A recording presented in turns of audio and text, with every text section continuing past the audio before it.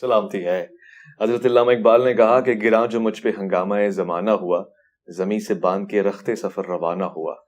یہی ہوتا ہے جب انسان پرواز کرنا چاہتا ہے اور علم کی فضاؤں میں اڑنا چاہتا ہے، اسے آسمان علم کی طرف جانا پڑتا ہے، اور اس سفر میں آپ، میں اور مولانا کے نام سے اب تک مسافر ہیں۔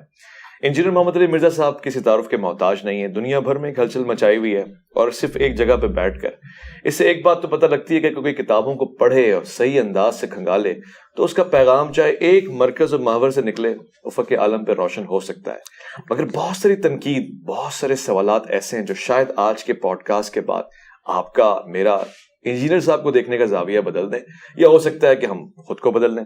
اب ایک نتیجے پہ آئیں گے۔ آج کے اس پروگرام میں خوش آمدید کرنا چاہتا ہوں انجینئر محمد علی مرزا کو۔ السلام علیکم ورحمۃ اللہ۔ جی وعلیکم السلام ورحمۃ اللہ وبرکاتہ۔ ولا حول ولا قوۃ الا باللہ۔ اللہم صلی علی محمد وعلی آل محمد۔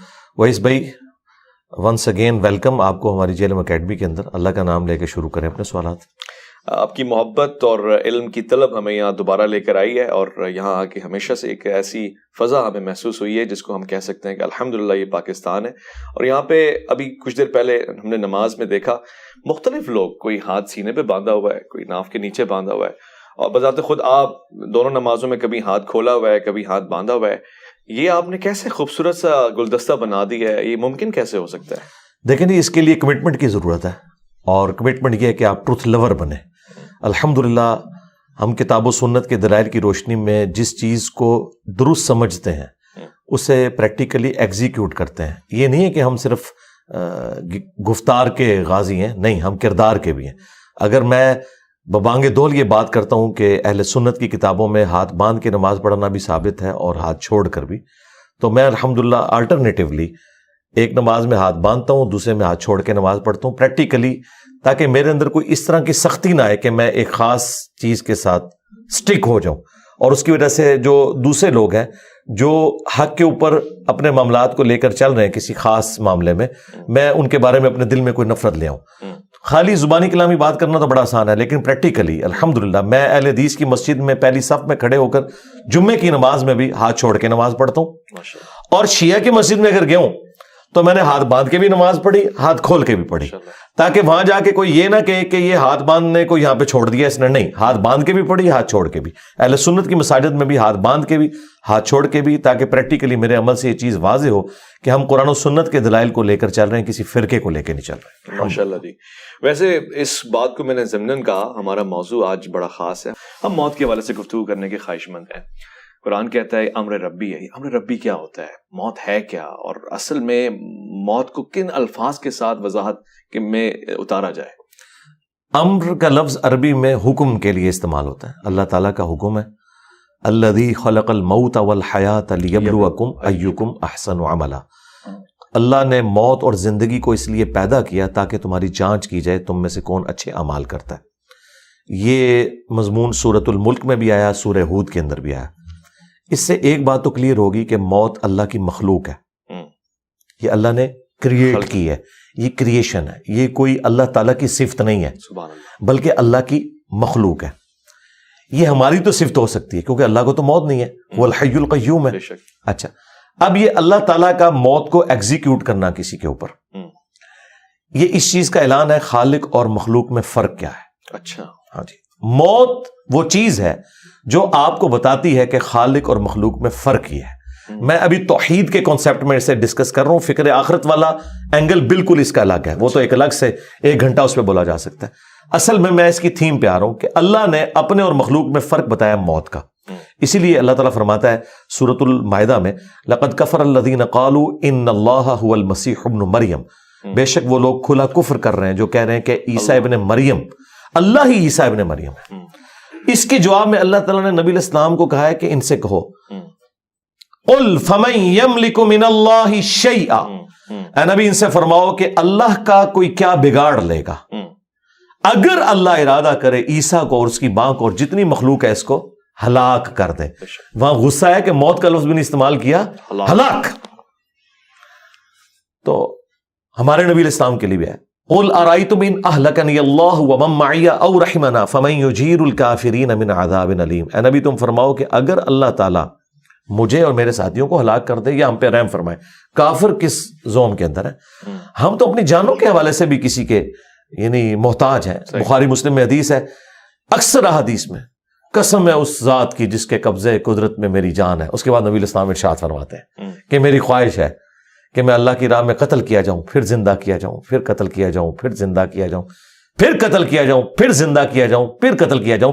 یعنی نبی الاسلام نے اپنے اوپر بار بار موت کو طاری کرنا اس اللہ کے لیے مر مٹنے کو پریزنٹ کیا توحید کے لیے. پھر نبی الاسلام کے بارے میں قرآن میں آیا قل ان صلاتی ونسکی ومحیای ومماتی للہ رب العالمین. اے نبی تم فرماؤ بے شک میری نماز, میری قربانی, میرا جینا, میرا مرنا اللہ کے لیے. یہ میں رسول اللہ کو سینٹرڈ کر کے آپ کو موت کا کنسیپٹ سمجھا رہا ہوں تو بابت شاہی کوئی نہیں. ہاں جو کہتے ہیں عبد القادر جیلانی نے اسرائیل کو روح کھولی, اور نہیں ہو بھائی خدا کے لیے, یہ اللہ تعالیٰ کے پاس اختیار ہے, وہ ملک الموت کے ذریعے موت کو طاری کرتا ہے. تو موت ڈفرنس ہے خالق اور مخلوق کا. ٹھیک ہے. اور یہ تلوار اللہ نے لٹکائی اس لیے کہ تاکہ انسان کو یہ بتایا جائے کہ تمہیں کسی نے پیدا کیا ہے, تم نے مر کے اس کے پاس جانا ہے اور اس کے حضور اکاؤنٹیبل ہونا ہے. اس دن سے پہلے تیاری کر لو. اور نور علی نور کرتے ہوئے اللہ تعالیٰ نے پیغمبروں اور کتابوں کے ذریعے انسانیت کی رہنمائی بھی فرما دی کہ کوئی شخص اگر کہے کہ مجھے تو سمجھ نہیں آئی اس اخلاقی حس کے سبب جو میرے اندر موجود تھی, پیغمبروں کی تعلیمات کے بغیر میرے اندر یہ اخلاقی حس ہے کہ ہر انسان جھوٹ کو برا سمجھتا ہے, سچ کو اچھا سمجھتا ہے جب تک اسے کو پرورٹیڈ نہ کرے. کسی کے ساتھ خیر خواہی کو اچھا سمجھتا ہے, برائی کو برا سمجھتا ہے. ہالی ووڈ کے فلم کے اینڈ کے اوپر بھی سچ کی ہیرو کی جیت کیوں دکھائی جاتی ہے؟ ہماری انسٹنکٹ میں ہے. انبیاء کی تعلیمات کے بغیر بھی وہ اخلاقی حس جو اللہ تعالیٰ نے ہر انسان میں رکھی ہے, انسان اکاؤنٹیبل ہے کہ اللہ تعالیٰ اسے پوچھ سکتا ہے کہ تو نے میرے تک پہنچنے کی کوشش کیوں نہیں کی. لیکن اللہ تعالیٰ نے اس میں بھی ترنا یہ کہ نور علی نور کیا ہے, جو سورہ نور کے اندر ہے نور علی نور. ایک ہماری اخلاقی حس کا نور اور دوسرا وحی کا نور جو انبیاء کے ذریعے اللہ تبارک و تعالیٰ نے ہم تک بات پہنچائی کہ ہم اللہ تعالیٰ کے حضور اکاؤنٹیبل ہیں. اور یہ تلوار جو لٹک رہی ہے نا, یہ انسان کا قبلہ درست رکھتی ہے. اگر میرے بھائی ہم نے مرنا نہ ہو پھر خدا ہماری ضرورت نہیں ہے. یعنی یہ چیز اگر ختم ہو جائے, میں نے مرنا نہ ہو, مجھے بڑھاپا نہ آئے, مجھے بدحالی نہ آئے, ہمیشہ خوشحال رہوں, تو خدا میری ضرورت نہیں ہے. اللہ اکبر. اور یہی چیزیں آپ کو جنت میں مل جائیں گی. انجینئر صاحب آپ نے ابھی قرآن کی آیت کوٹ کی, اب سوال تو میں نے موت کے ضمن میں کرنا ہے, مگر اس آیت نے مجھے اپنی طرف کھینچا ہے. هو الذی خلق الموت والحیات لیبلوکم ایکم احسن عملا. اس نے موت و زندگی پیدا کی ہے لیبلوکم, آزمائے. بھلا جس کے پاس سارا علم ہے وہ کیوں آزما رہا ہے؟ یعنی آزماتے تو وہ ایگزامن والے ہیں, انویجیلیٹر ہیں کہ جن کو پتہ لگ جائے کہ ریزلٹ کیا ہے, اس کے پاس تو علم ہے. یہ آزمائش ہے کیا؟ آزمائش اس لیے ہے کہ اللہ تعالیٰ کی صفت عدل سٹیک پہ نہ لگے. اگر اللہ تعالیٰ بغیر آزمائے کسی کی جنت یا جہنم کا فیصلہ کر دے تو قیامت کے دن ہم اللہ کے حضور حجت کے طور پر یہ بات رکھ سکتے ہیں کہ یا اللہ ایک دفعہ آزما کے تو دیکھتا, ہم تو ایسے نہ ہوتے. تو اللہ تعالیٰ نے آزمائش اس لیے رکھی تاکہ یہ چیز جسٹیفائی ہو کہ جس نے بھی جہنم کمائی ہے وہ خود کمائی ہے, جس نے جنت کمائی ہے خود کمائی ہے. اہل سنت کا عقیدہ نہ جبریہ والا ہے نہ قدریہ والا, ہم درمیان میں کہ جن چیزوں کا اللہ تعالیٰ نے ہمیں اختیار دیا ہے وہ ہمیں دیا ہوا ہے, اور جن چیزوں کا نہیں دیا اس کے بارے میں ہم سے پرسش بھی نہیں ہوگی. مجھ سے نہیں پوچھا جائے گا کہ تمہارے ماں باپ فلاں کیوں تھے, تم فلاں جگہ کیوں پیدا ہوئے, تمہارا قد اتنا کیوں تھا, تمہاری آنکھوں کا کلر ایسا کیوں تھا. اس کے بارے میں اکاؤنٹیبل نہیں ہو. یہ چیزیں ڈیسٹنی سے, تقدیر سے تعلق رکھتی ہیں. اور جو چیزیں اللہ نے مجھے ہدایت کے طور پر چیزیں دکھا دی اور مجھے اختیار دیا, انا ہدیناہ السبیل اما شاکرا و اما کفورا, ہم نے راستہ واضح کر دیا, چاہے تو شکر گزاری کی روش اختیار کرو خواہ نہ شکری کی. لیکن دنیا میں اللہ نے اختیار دے کر آپ کے اوپر گرفت نہیں فرمانی, الٹیمیٹلی گرفت اس دن ہونی ہے. اللہ تعالیٰ کو کوئی پرواہ نہیں, سارے کے سارے اس کے نافرمان ہو جائیں, سارے کے سارے تابع فرمان ہو جائیں, لیکن فرق ہمیں پڑتا ہے. تو یہ اللہ تبارک و تعالیٰ نے جن اور انسان ایسی مخلوقات پیدا کی ہیں جنہیں اللہ نے اختیار دیا ہے. اچھا. اور انہیں نیکی اور برائی کا مادہ ودیت کر دیا. فرشتے وہ تھے کہ جنہوں نے رب کی چوائس سے اللہ کو چوز کیا تھا, اور ہم وہ خوش نصیب ہیں کہ ہم اپنی مرضی سے اپنے رب کو چوز کریں گے. اور اس میں میں بڑا بھاری جملہ بولتا ہوں کہ حضرت جبرائیل علیہ السلام اگر مجھے کہیں نا کہ انجینئر صاحب آپ میرے ساتھ اپنا ایمان ایکسچینج کر لیں, تو میں اپنا ایمان ایکسچینج نہیں کروں گا, کیونکہ میں نے اپنی ول سے اپنے رب کو چوز کیا ہے. یہ وہ کوالٹی ہے. جبرائیل کے پاس لاکھوں کوالٹیز ہوں گی, لیکن ہاں وہ بائی ڈیفالٹ ہے. میں نے اپنے رب کو خود چوز کیا ہے. تو یہ ایک بڑی چیز ہے جس کی وجہ سے انسان اشرف المخلوقات ہے. یہ سب سے بڑی کوالٹی ہے. اللہ اکبر. اور اسی کی وجہ سے جنت انسان کے لیے, فرشتوں کے لیے نہیں ہے. کیا بات ہے. دیکھیں اس پہ ایک اور میرا جملہ بڑا بھاری لے جائیں کہ انسان نے سب سے زیادہ نان سیریس گاڈ کو لیا ہوا ہے اور خدا کے لیے سب سے سیریس جو ہے نا وہ انسان ہے. دیکھیں یہ پوری کائنات انسان کے لیے, قرآن میں ہے سورہ ہود میں کہ اللہ تعالیٰ نے یہ سب کچھ زمین و آسمان اس لیے پیدا کیا کہ تمہیں آزمائے. یہ ساری کائنات کا مقصد انسان کو آزمانا تھا. تمام چیزیں انسان کی خدمت میں لگی ہوئی ہیں, خواہ وہ سورج ہو, چاند ہو, ہاں سب کچھ زمین میں جتنی بھی مخلوقات ہیں, ایون فرشتے آپ کی ڈیوٹی پہ لگے ہوئے ہیں. فرشتے آپ کی ڈیوٹیاں پوری کر رہے ہیں. یعنی اس کائنات میں سب سے سیریس کریشن کوئی اللہ کی ہے نا تو انسان ہے. اور انسان نے سب سے زیادہ نان سیریس لیا ہوا ہے اللہ تبارک و تعالیٰ کو. یعنی اللہ کو ہماری کوئی حاجت نہیں ہے, لیکن یہ یاد رکھیے گا جس نے خدا کو سیریس نہ لیا وہ مارا گیا. اور اس پہ ایک اور جملہ میرا, جس شخص نے دنیا اللہ کی مرضی کی گزاری, آخرت وہ اپنی مرضی کی گزارے گا. اللہ اکبر. ہاں جو وہ چاہے گا وہ اسے ملے گا. اور جس نے دنیا اپنی مرضی کی گزاری, آخرت وہ پھر آخرت اللہ کی مرضی کی گزارے گا. پھر اللہ اس کے ساتھ جو کرے گا وہ کرے گا. وَلِعَوْذُ بِاللَّهِ تَعَالَى. اللہ اکبر. اللہم اجرنا من النار. آمین یا رب العالمین. اچھا رضا صاحب, موت کی ہی گفتگو کو ہم مزید سمجھنا چاہیں گے.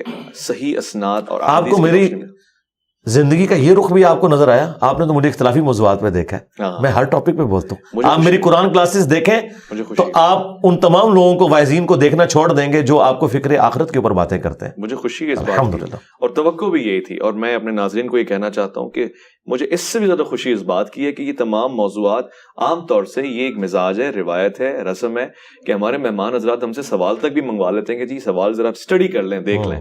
تو پتہ نہیں مرزا صاحب کس چیز کا دعویٰ کریں گے, مگر الحمدللہ مزاج سلونی کا اثر مجھے نظر آ رہا ہے کہ جو کچھ ہے وہ فی البدی ہے اور فوراً سے جوابات بھی آ رہے ہیں. بہرحال اس سے آپ اتفاق اور اختلاف کر سکتے ہیں, میں کسی کی مریدیت کا قائل نہیں ہو رہا, میں بتا رہا ہوں کہ جو میں دیکھ رہا ہوں, جو شواہد ہے میرے سامنے.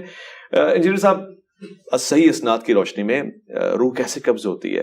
موت کے سفر کو کہاں سے شروع کیا جاتا ہے اور کہاں پہ ختم ہوتا ہے, اور موت کے بعد دوبارہ جی اٹھنا ہوتا ہے انسان کا عالم اسباب میں؟ عالم اسباب میں تو ممکن نہیں ہے. اب جو بندہ دنیا سے چلا گیا, سورہ یاسین کے اندر سورۃ الواقعہ میں آیا کہ جو دنیا سے چلا گیا اب وہ واپس دنیا میں نہیں آ سکتا. یہ تو اللہ تعالیٰ کا ایک ڈیوائن یونیورسل ٹروتھ ہے. عیسیٰ ابن مریم کے بارے میں قرآن میں رپورٹ ہوا ہے کہ وہ مردوں کو زندہ کرتے تھے, بس اتنا, اللہ کے اذن سے. وہ بھی ان کا ایک معجزہ تھا کہ جو میت رکھی ہے اسے کہتے تھے کم باذن اللہ, وہ زندہ ہوتی تھی. تو یہ بہت ایکسٹراڈنری واقعہ ہے. پھر وہ لوگوں سے کہتے تھے بتاؤ اس کو میرے بارے میں کہ میں کون ہوں, تو وہ میت گواہی دیتی تھی کہ یہ اللہ کے رسول ہے. پھر وہ دوبارہ موت کی حالت میں واپس چلی جاتی تھی. یہ نہیں ہے کہ اس کی دوبارہ سے زندگی سٹارٹ ہو جاتی تھی, نہیں, اس طرح نہیں ہے. لہٰذا وہ جو مردوں کو زندہ کرنا ہے وہ وقتی طور پر ہے, دنیا سے اس کا ایگزٹ ہو چکا ہے. اچھا, دنیا میں نہ تو روحیں یہ گھروں میں آتی ہیں, یہ بالکل غلط بات ہے, نہیں آتی, نہیں, کہاں سے آنی ہے روحیں؟ تو قرآن میں واضح لکھا ہے کہ یا علیین میں یا سجین کے اندر ہے. نیکوکاروں کی روحیں علیین میں اور سجین میں ہے بدکاروں کی. ہاں, آپ کی قبر یا عالم برزخ, خواہ وہ شیر کا پیٹ ہو یا ہوا میں راکھ کا بکھرنا ہو, ایئر کریش میں یا سمندر میں غرق ہونا ہو یا مٹی کی ڈھیری کے اندر ہو, یہ تمام عالم برزخ ہے. اس روح اور جسم کا ایک رشتہ برقرار ہے جو کہ ان سین بیریئر ہے. وہ قرآن میں ہے وَمِن وَرَائِهِمْ بَرْزَخٌ إِلَىٰ يَوْمِ يُبْعَثُونَ. ان کے مرنے سے لے کر قیامت تک کے لیے ایک ان سین بیریئر ہے. اس کو آپ آبزرو نہیں کر سکتے, نہ کیمرے میں کیچ کر سکتے, کیونکہ اس دنیا کی چیز نہیں ہے. فرشتے آپ ڈیٹیکٹ نہیں کر سکتے. سائنس صرف فزیکل ورلڈ سے تعلق رکھتی ہے. عالم برزخ انبیاء کرام 1,24,000 کم و بیش بیت المقدس میں, صحیح مسلم میں آتا ہے, جمع ہوئے, نبی علیہ السلام نے امامت کی. لیکن مجھے بتائیں ایک شہر میں اس زمانے میں 1,00,000 بندہ اکٹھا ہو جائے تو کیا وہ مسجد میں پورا آئے گا؟ تو ہلچل مچ جائے گی جی. لیکن کسی کو پتہ ہی نہیں چلا, کیونکہ وہ اس فریم آف ریفرنس میں بات ہی نہیں ہو رہی تھی. وہ ایک الگ دنیا ہے جو اس دنیا کے ساتھ تعلق نہیں رکھتی, اس کے اپنے رولز ہیں. اور اللہ تبارک و تعالیٰ نے وہ غیب کے پردے میں وہ ساری کی ساری چیزیں رکھی ہوئی ہیں. یہاں پہ بھی روح کے بارے میں سورہ بنی اسرائیل میں آیا کہ اے نبی تم سے روح کے بارے میں پوچھتے ہیں, تم فرماؤ یہ اللہ کا امر ہے اور تمہیں تو علم نہیں دیا گیا مگر قلیل. جب علم قلیل دیا گیا نبی علیہ السلام کو تو ہمارے ٹیچر تو وہ ہیں جب انہیں قلیل علم دیا گیا تو بس جتنا دیا گیا انہوں نے اتنا ہی ٹرانسفر کرنا تھا. اب اس کے بعد یہ کہنا کہ کوئی کسی کی روح نکال سکتا ہے, داخل کر سکتا ہے, کسی کی روح کے اوپر کنٹرول کر سکتا ہے, بالکل ایسا نہیں ہے. اور روح جو دنیا سے چلی گئی وہ چلی گئی. اب اس کے نکلنے کی جو تفصیلات ہیں وہ سنن نسائی کے اندر تفصیل کے ساتھ حدیث موجود ہے کہ اہل ایمان کی روح کیسے قبض کی جاتی ہے. بخاری میں حدیث ہے کہ اللہ تعالیٰ فرماتا ہے کہ مجھے کسی کام میں کوئی تردد نہیں ہوتا سوائے ایک کام کے کہ جب مجھے مومن کی روح قبض کرنی ہوتی ہے. اچھا, اب اللہ تعالیٰ کو بھی تردد ہے, اللہ کو بھی تردد ہے. کیوں؟ اس کے ریگارڈ میں کہ میرا مومن بندہ ہے اور وہ موت کو ناپسند کرتا ہے. ویسے فی نفسی تو موت کو پسند کرتا ہے, لیکن اس اعتبار سے کوئی شخص مرنا نہیں چاہتا. دنیا میں رہنا تو چاہتا ہے انسان, یہ ول جو ہمارے اندر ہے اسی نے ہمیں زندہ رکھا ہوا ہے. کوئی شخص بھی یہ نہیں چاہتا کہ وہ جان بوجھ کے جا کے مر جائے. وہ چاہتا ہے کہ مومن بھی چاہتا ہے کہ میں زیادہ عرصہ دنیا میں گزاروں, اللہ کو رسپانس کروں, زیادہ اپنے لیے ذخیرے آخرت اکٹھا کروں. اور پھر کوئی بھی نہیں چاہتا کہ اپنے بیوی بچوں کو اس طریقے سے چھوڑ کے چلا جائے. تو اللہ تعالیٰ جب اعتراض ہے, شہید تو چاہتا ہے کہ وہ شہید ہو جائے, مطلب شہادت کی آرزو لے کے لوگ میدان میں اترتے ہیں نا. جی, شہید تو چاہتا ہے, بالکل. موت اس لیے گلے لگاتے ہیں کہ موت آنی ہے, اس لیے نہیں کہ وہ جا کے تو خود کافر کو کہتے ہیں کہ یہ میں کھڑا ہوں تو آگے مجھے تلوار مار دے. یہ نہیں, موت تو آنی ہے. ایگزٹ تو ہر بندے کا دنیا سے ہے, تو جب ایگزٹ ہے تو شہادت کے ذریعے ہو. یہ نہیں کہ خودکشی کرنی ہے آپ نے, خودکشی اور شہادت میں آپ نے فرق رکھنا ہے. تو موت تو آنی ہے, تو خواہش ہونی چاہیے کہ میں شہادت کی موت مروں, لیکن یہ خواہش نہیں ہے کہ میں جو فوراً مر جاؤں اور کوئی نیک اعمال نہ کر سکوں. ہاں, دین کو جب میری ضرورت پڑے تو پھر میری پہلی پرائورٹی وہی ہے. جس طرح حسین ابن علی حج کے دنوں میں کربلا چلے گئے تھے, اس لیے کہ وہ سمجھتے تھے کہ اس وقت اس چیز کی ضرورت ہے. ٹھیک ہے, اور باقی جو حج آج تک سلامت ہے وہ حسین ابن علی کی بدولت ہے. ہاں, اچھا, صلاح الدین ایوبی نے حج نہیں کیا ہوا کیونکہ وہ اس سے بڑی پوسٹ کے لیے کام کر رہے تھے. تو یہ اب دیکھنے کی ضرورت ہے. کیا ہوا حج؟ جی میں نے الحمدللہ کیا 2007 میں. کوئی تصویر ہم نے آج تک دیکھی نہیں ہے, اس لیے پوچھ رہا ہوں. نہ عمرے کی نہ حج کی. لوگ تو کہتے ہیں جی جاتے بھی ہیں, جہلم سے باہر نکلتے ہیں اکیڈمی سے کہ نہیں. میں نے تصویر بنا کے کیا کرنا ہے, میں تو میرے بھائی نماز پڑھتا ہوں 5 وقت, تو میں نے اپنے نام کے ساتھ کبھی نمازی بھی نہیں لکھا, تو میں نے حاجی بھی نہیں لکھا, حج بھی کیا ہے, عمرے بھی نہیں, کتابیں بھی نہیں. وہ تو میں ایک سلوگن کے طور پہ بات کرتا ہوں. اچھا, اس طرف واپس آئے کہ وہ اللہ تعالیٰ فرماتا ہے کہ مجھے تردد ہوتا ہے جب مومن کی روح قبض کرنی ہے, کیونکہ موت کو تو ناپسند ہر بندہ کرتا ہے. یہ میں اب تک نہیں سمجھ پا رہا, میری ہیلپ فرمائے. اللہ کو تردد یعنی وہ تو نفس مطمئنہ کو قرآن میں پکار رہا ہے, آپ کہہ رہے ہیں کہ ہاں وہ اگلی سٹیج ہے نا, یہ اس سے پچھلے والی سٹیج ہے. اچھا, تردد ہوتا ہے. پھر اس تردد کو دور کیسے کیا جاتا ہے؟ تردد اللہ تعالیٰ کو اس اعتبار سے کہ میں نے اب مومن کو راضی کیسے کرنا ہے کو میرے پاس آئے. جس طرح سیدہ فاطمہ کا قول ہے صحیح بخاری میں, سیدہ عائشہ سلام اللہ علیہا کا, کہ جب سے میں نے نبی الاسلام کو موت کی تکلیف میں دیکھا ہے تو اب میں تعجب نہیں کرتی کسی کو موت میں تکلیف میں دیکھوں. تو موت کی تکلیف سے تو نبی الاسلام کو بھی گزرنا پڑا ہے. یہ تکلیف تو ہے نا. ہاں بالکل. اچھا, وہ تکلیف سے تو گزرنا پڑا. پھر بخاری مسلم کے الفاظ ہیں, عائشہ کہتی ہیں نبی الاسلام کا جب آخری وقت تھا تو آپ علیہ السلام بار بار یوں نگاہ اٹھاتے تھے اور کہتے تھے اللہم رفیق الاعلیٰ, اے اللہ رفیق اعلیٰ. تو میں نے سمجھ لیا کہ نبی الاسلام کو اب اختیار دیا گیا, چاہے آپ دنیا میں رہیں چاہے اللہ کے پاس جائیں, کیونکہ آپ اپنے صحت مندی کے دنوں میں کہتے تھے کہ ہر نبی کو موت سے پہلے اختیار دیا جاتا ہے. وہاں پہ تردد اس لیے کہ مومن مرنا نہیں چاہتا. اچھا, ٹھیک ہے, ظاہر ہے وہ چاہتا ہے میں زیادہ سے زیادہ وقت دنیا میں گزاروں اللہ کے لیے. اچھا, موت کو تو ہر بندہ ناپسند کرتا ہے اس اعتبار سے. یہ تو اسے پتا ہے کہ موت آنی ہے, لیکن جینے کی تو ہے. مثلا اگر ابھی یہاں پہ اچانک کوئی بم پھٹے تو آپ کیا شہید ہونے کے لیے تیار ہوں گے یا بھاگ دڑ کریں گے, سب کچھ کریں گے؟ کوئی بڑے سے بڑا ولی اللہ بھی بٹھائیں, اس کے سامنے بھی ایسے ہو, اس کی بھی آنکھیں بند ہوگی. ظاہر ہے کہ اللہ نے نیچرل رکھا ہے ہمارے اندر. ولی اللہ کے لیے تو کہہ رہے ہیں ان پہ خوف ہی نہیں ہے. ہاں, وہ خوف کون سا ہے, بلکہ یہودیوں کے لیے کہہ رہے ہیں ان سے کہو تمنا کرو موت کی, نہیں کریں گے. وہ آپ ہمیں موت تک پہنچنے نہ دے رہے ہیں, میں اپنی بات پوری کر لوں نا, آپ راستے میں پکڑ لیتے ہیں. تو وہ اس میں اللہ تعالیٰ فرماتا ہے کہ پھر جب یعنی موت کا وقت اس کا قریب آتا ہے پھر اللہ تبارک و تعالیٰ اسے راضی کرتا ہے. وہ ہے جو سورہ حامی میں سجدہ میں آیا کہ فرشتے ان پر نازل ہوتے ہیں, انہیں خوشخبریاں دیتے ہیں, انہیں جنت دکھائی جاتی ہے, جنت کی نعمتیں دکھائی جاتی ہیں, اس کی وجہ سے وہ اٹریکٹ ہوتا ہے. اچھا, اور ان نعمتوں میں اتنا محو ہو جاتا ہے, وہ کہتا ہے اللہ میں نے ادھر ہی جانا ہے. ابھی تک اس کا ایمان بالغیب تھا. اچھا, اب وہ دیکھ رہا ہے. اب وہ دیکھ رہا ہے, جب اس نے دیکھ لیا نا پھر وہ کہتا ہے کہ بھئی دنیا کی بیوی سے وہ مجھے جنت کی بیوی سوٹیبل ہے, اور وہی والی ہے کہ دنیا کی نعمتوں سے مجھے جنت کی نعمتیں سوٹیبل ہیں. اور وہ اللہ نے رکھا ہے ایسا. وہ تو دیکھیں بخاری مسلم کی حدیث ہے کہ میں نے اپنے نیکوکار بندوں کے لیے وہ نعمتیں چھپا رکھی ہیں جو نہ کسی آنکھ نے دیکھی, نہ کسی کان نے سنی, نہ کسی کے دل پہ اس کا کھٹکا بھی گزرا. بس وہ جب وہ دل پہ کھٹکا کیا وہ دیکھ لی, سن لی, پھر انسان کہتا ہے کہ نہیں یا اللہ میں وہیں جاؤں گا. دیکھیں جب تک آپ اس کیفیت سے گزر نہیں سکتے اس وقت تک آپ کو پتہ نہیں چل سکتا نا. وہ کیفیت جب آئے گی نا, اچھا پھر جب وہ انسان راضی ہوتا ہے نا, پھر وہ کہتا ہے اللہ میں نے مرنا ہے, ورنہ کس کا دل کرتا ہے. اور قرآن میں اللہ تعالیٰ فرماتا ہے جب جو لوگ ریاکاری کرتے ہیں ان کی مثال دیتے ہوئے سورۃ البقرہ میں کہ تم امیجن کرو کہ تمہارے چھوٹے چھوٹے بچے ہوں اور اچانک تمہارے پہ موت کا وقت آ جائے تو تمہیں اپنے بچوں کی کتنی فکر لگ جائے گی. ٹھیک ہے, یہ اللہ تعالیٰ نے مثال بیان کی ہے اس اعتبار سے کہ جو نیکی اپنی ضائع کر, تو کوئی شخص بھی نہیں یہ چاہے گا کہ وہ اپنے بچوں کو اس حال میں چھوڑ کے مرے کہ ان کا پیچھے پرسان حال کوئی نہ, اور اچانک ایک ہوائی جھکڑ یا کوئی آگ کا بھگولا آئے اور تمہارے اس باغ کو ہلاک کر دے اور پیچھے چھوٹے چھوٹے بچے چھوڑ کے مرو. یہ اللہ نے ہمارے اندر رکھی, یہ کوئی عیب والی چیز نہیں ہے, یہ عیب والی چیز نہیں ہے زندگی سے محبت کرنا, یہ اللہ تعالیٰ کی ریکوائرمنٹ ہے. اسی کی وجہ سے, ورنہ تو لوگ خودکشیاں کیوں نہ کر لیں, ہم خودکشی کیوں نہیں کرتے, ہم جینا چاہتے ہیں. نہیں لیکن علی بھائی یہ بات سمجھ نہیں لگی, پوری زندگی ہم نے فلسفے میں یہی پڑھا لالچ بری بلا ہے. آپ کہہ رہے ہیں اینڈ ٹائم پہ لالچ دی جائے گی اور جنت دکھائی جائے گی. حضرت علی کہہ رہے ہیں کہ میں اس کی عبادت لالچ میں نہیں کرتا, اس لیے کرتا ہوں کہ عبادت کے لائق ہے. یہ حضرت علی کی طرف تو ایک غلط بات ہی منسوب ہے, ہم تو اسے نہیں مانتا. یہ قرآن کے بالکل خلاف ہے.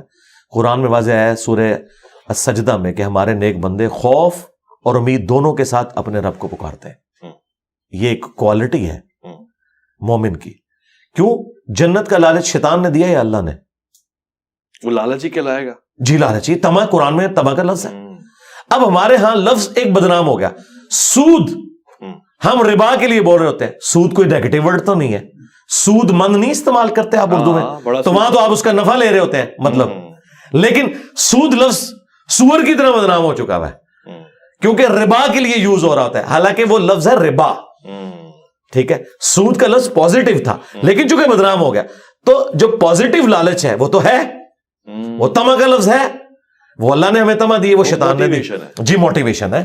تو اس طرح کے الفاظ آتے ہیں. اللہ کے لیے مکر کا لفظ نہیں استعمال ہوا. مکر. ہاں, تو جب ہم کرتے ہیں تو ہم وہ احتراماً اس کا ترجمہ اردو میں مسلمانوں کے شر سے بچنے کے لیے کر رہے ہوتے ہیں. عربی میں تو لفظ موجود ہے, تدبیر بھی تو لفظ عربی کا تھا, اللہ نے تو استعمال نہیں کیا. اعلیٰ حضرت نے اس ترجمے کو مسلمان کرنے کی کوشش کی خفیہ تدبیر کے ذریعے, لیکن اللہ نے وَمَكَرُوا وَمَكَرَ اللَّهُ وَاللَّهُ خَيْرُ الْمَاكِرِينَ. کوئی حرج نہیں ہے, ایک ہی ورڈ ہے, جب ادھر استعمال ہوگا تو وہ ٹھیک ہے, اس طرح ہو سکتا ہے. اللہ بھی زندہ ہے, ہم بھی زندہ ہے, لیکن زمین و آسمان کا فرق ہے. تو وہ اللہ تبارک و تعالیٰ مومن کو وہ چیز دکھاتا ہے, پھر وہ کی طرف جو ہے متوجہ ہوتا ہے. ٹھیک ہے. اور پھر آپ نے جو کہا نا لا خوف علیہم ولا هم یحزنون, جی یہ آخرت کے بارے میں آیا ہے. اچھا, کہ اللہ کے جو نیک بندے ہیں ان کو آخرت میں نہ کوئی خوف ہوگا نہ کوئی غم. کیوں؟ انہیں پتہ ہے کہ ہم نے صحیح کام کیا ہے, انشاءاللہ تعالی ہمیں انعام ملے گا. لیکن مجھے بتائیں, حدیث شفاعت میں تو آتا ہے انبیاء کہیں گے نفسی نفسی. ہاں جی. ہاں, تو پھر لا خوف علیہم ولا هم یحزنون کہاں گیا اگر انبیاء بھی یہ نہیں ہے؟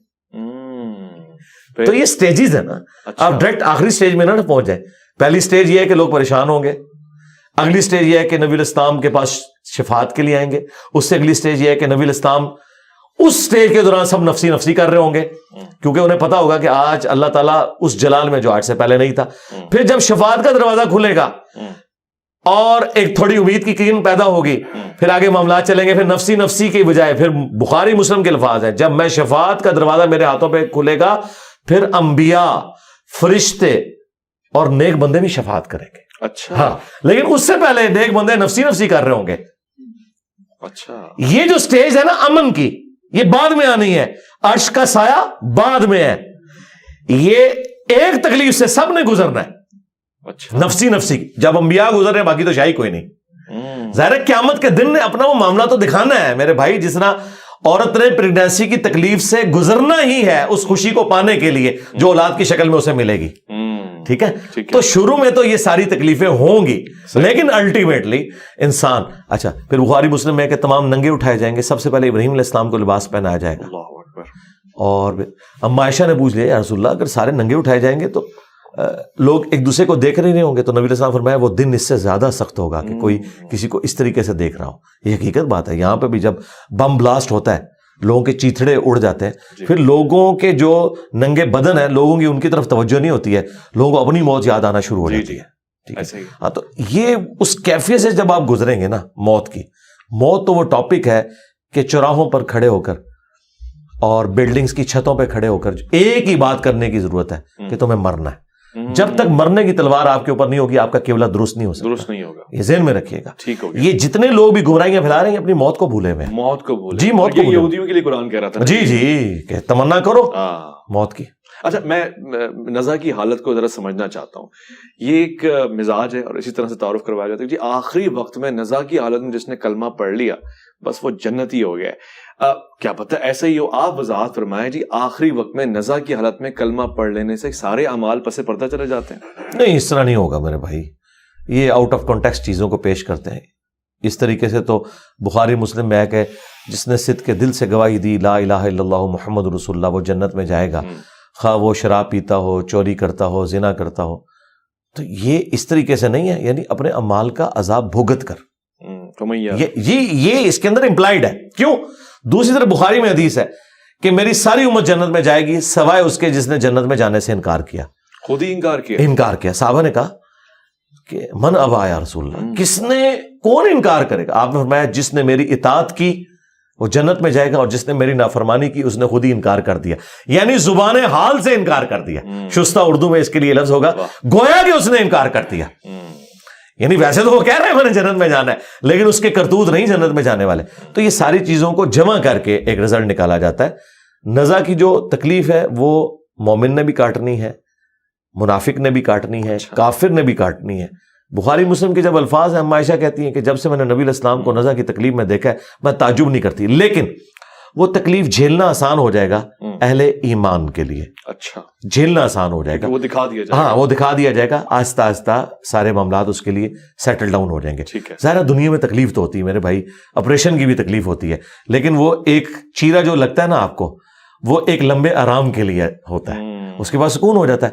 تو یہ بہرحال ایک ایگزٹ تو ہے دنیا میں اللہ تعالیٰ نے, اور اللہ تعالیٰ ثابت قدم کرے گا. تو قرآن میں واضح ہے کہ اللہ تعالیٰ دنیا میں اور آخرت میں اہل ایمان کو ثابت قدم رکھے گا. قبر کے سوالات کے اندر بھی ثابت قدم رکھے گا. یہی آیت نبی علیہ السلام نے عذاب قبر کے کانٹیکسٹ میں تلاوت کی تھی. بخاری مسلم میں حدیث ہے کہ اللہ تعالیٰ دنیا میں بھی اور آخرت میں بھی ثابت قدم رکھے گا. من ربک ما دینک ما کنت تقول فی حق ھذا الرجل. یہ ان ساری چیزوں میں اب بات سے بات نکل آتی ہے. میں بڑا معذرت خواہ ہوں, تمام احادیث میں صرف ایک ہی حدیث میں یہ 3 سوالات مجھے سنائی دیے ہیں. ویسے صرف اللہ کے رسول کے بارے میں سوال ہے اور یہ 3 ایک ہی صحابی سے یہ روایت ہے. اس پہ ذرا روشنی ڈال دیں کہ 3 سوالات ہوں گے اللہ کے رسول کو دکھا کے ہوں گے, تصویر دکھا کے ہوں گے, یا سامنے قبر میں حضور صلی اللہ علیہ وسلم کی حاضری ہوگی؟ نہیں, قبر میں تو نبی علیہ السلام کی حاضری کا لفظ بولنا ہی گستاخانہ ہے. اچھا, بریلویوں کی ڈاکٹرن میں یہ کہتے ہیں نبی علیہ السلام حاضر و ناظر ہے. کیا نبی علیہ السلام ہمارے سامنے حاضر ہوں گے یا تشریف لائیں گے؟ تشریف لائیں. تو حاضر و ناظر لفظ ہی گستاخانہ ہے. لے جاؤ بریلویوں. ہاں وہ بھی کیا دن تھے, ہم بھی ایک جن تھے. آج ہم دیو ہیں, جنوں کے بھی پیو ہیں, ہم بھی بریلوی رہے ہیں. یہ حاضر کا لفظ ہی گستاخانہ ہے. نبی علیہ السلام ہمارے سامنے حاضر, او بھائی ہم اپنے نبی کے سامنے حاضر ہوں, ٹھیک ہے نا. تو یہ لفظ ہی گستاخانہ ہے, اس کی تو کوئی اصل ہی نہیں ہے. اب آ جائے قبر کے حوالے سے. جامع ترمذی میں موجود ہے 3 سوال ہوں گے, من ربک ما دینک من نبیک. وہاں یہ الفاظ ہے من نبیک. یہ ما کنت تقول فی حق ھذا الرجل, یہ الفاظ بخاری کے اندر موجود ہیں, ٹھیک ہے. اور اس کا کچھ حصہ سنن ابی داؤد میں ہے. اچھا, اس میں وہ 3 سوال ہیں. جی ٹھیک ہے. بخاری میں اگر ایک سوال ہے اس کا یہ مطلب نہیں باقی 2 ختم ہو گئے ہیں, اس لیے کہ بخاری میں حدیث کا صرف وہ حصہ رپورٹ ہوا ہے. یہی وہ چیز ہے کہ ساری حدیث ایک جگہ جمع کی جاتی ہیں. جس طرح قصہ آدم اور ابلیس قرآن میں 7 دفعہ ہے. کچھ الفاظ ایک سورت میں, سورۃ الاعراف تفصیلی ہے, سورہ حجر اور سورہ صاد یہ تفصیلی مقامات ہیں, لیکن مختصر مقامات بھی ہیں. سورۃ البقرہ مختصر ہے, سورہ بنی اسرائیل مختصر ہے, ٹھیک ہے, سورہ طٰہٰ مختصر ہے. کچھ الفاظ وہاں پہ ہیں, کچھ وہاں پہ نہیں موجود, سب کو جمع کیا جائے گا. تو یہ 3 سوال جو ہے بیسیکلی 4 سوال ہیں. اچھا, کیفیت آپ بتا رہے تھے کہ جب پوچھا جائے گا اللہ کے رسول کے بارے میں, ہاں وہ میں ادھر تو بعد میں پوچھوں گا نا. سب سے پہلے تو پوچھا جائے گا تیرا رب کون. صحیح.